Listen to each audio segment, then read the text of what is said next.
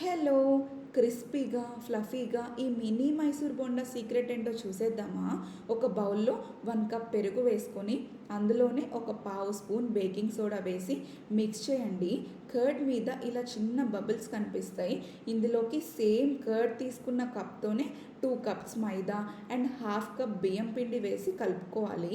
నేనైతే ఆర్గానిక్ తత్వ వాళ్ళ మైదా యూజ్ చేస్తున్నా. మైదా అంటేనే unhealthy. But once in a while ఇలాంటివి తినాలి అనిపిస్తుంది కదా!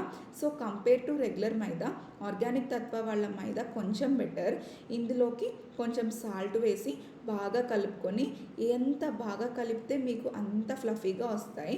లైట్గా వాటర్ వేసి కన్సిస్టెన్సీ నేను చూపించిన విధంగా ఉండేటట్టు కలుపుకోండి.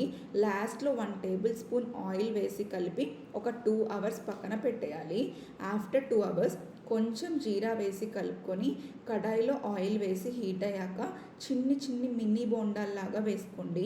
ఒకవేళ మీకు పెద్దవి కావాలి అంటే పెద్ద సైజులో వేసుకోవచ్చు.